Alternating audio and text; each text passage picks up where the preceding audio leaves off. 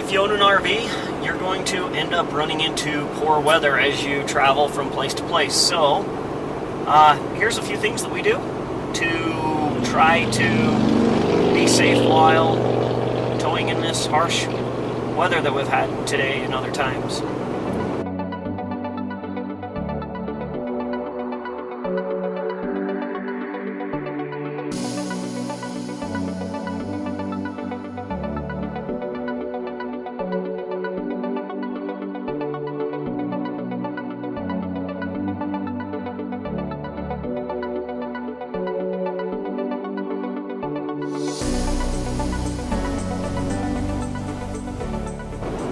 If you're like Kara and I, we try to RV as much throughout the year as possible.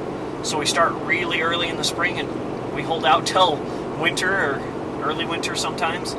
And we will end up running into snow and rain and inclement weather of all sorts. So these are some things that we do. This is our view for our drive this evening. We just got some fresh snow. Are on our way down the canyon to our destination in Moab, which hopefully will be nice and somewhat warm and a bit sunny. But the drive is beautiful so far. Light fog, light rain, and a little bit of snow sticking. First thing that we like to do is just slow down. It helps just control the vehicle, all that sort of stuff. You know, it's basic common sense. And with slowing down, making sure I'm giving a little bit extra room than I normally would between me and the vehicle in front of me, just in case I start to slip or slide as I apply the brakes or whatever if I need to. Another tip that I would have is I like to drive by the feel of the truck, controlling my RPMs, that sort of stuff, especially in the snow or the rain, instead of worried about speed limits, all that sort of stuff. Just take a little bit extra precaution, and usually you can feel how the road's handling the power coming down from the truck or whatever being applied, or how the trailer's pushing you or handling the snow conditions or wind. This really helps when you are pulling in snow. As your transmission shifts back and forth, if it shifts too hard and you're on the throttle too much, it's going to break those tires loose. And then you're in a really, really slippery situation very quick. So just make sure that you try to control that throttle, control how your transmission's shifting. That way the power's getting to the road and not breaking the tires free in really wet conditions or slippery conditions. Another thing is be a proactive, not a reactive driver. Try to be really aware of all the things coming up ahead of you, noticing what other vehicles are going through.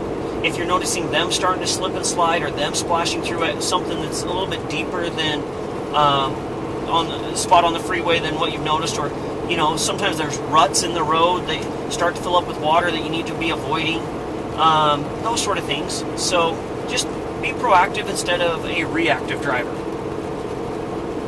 Tire choice is another really important thing.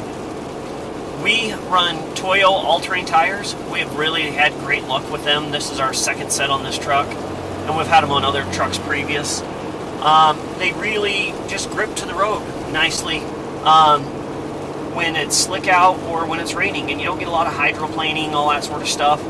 And just that extra rubber on the road and that, you know, getting through all the moisture really seems to help a lot with the Toyo all-terrains or any other all-terrain tire that you choose to use.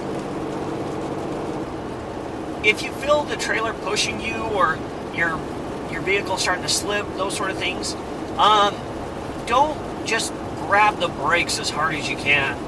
One thing I like to do is let off the throttle, nice and easy, not super fast or anything, and just try to drive through a little bit and let the vehicle try to regain control on the road, rather than instantly hitting the brakes and putting yourself in a poor situation, because when you're on the brakes, it does affect how your vehicle handles, and with the trailer pushing you and all those sort of things. So just let off the throttle easy, control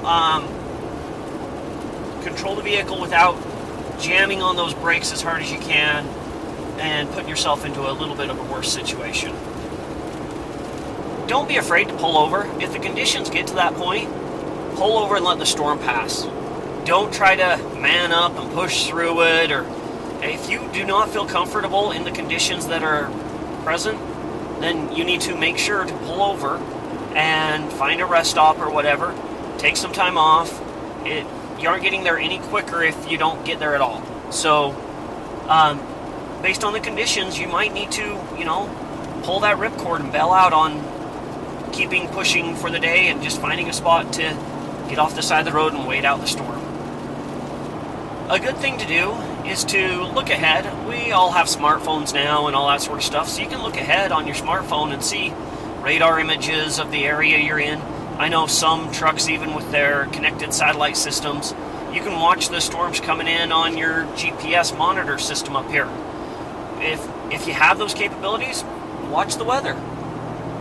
You can see if it's coming your way, and you might want to just spend an extra day where you've stopped, or if you need to hightail it out of there because over the next few days you're going to get feet of snow and get stranded there.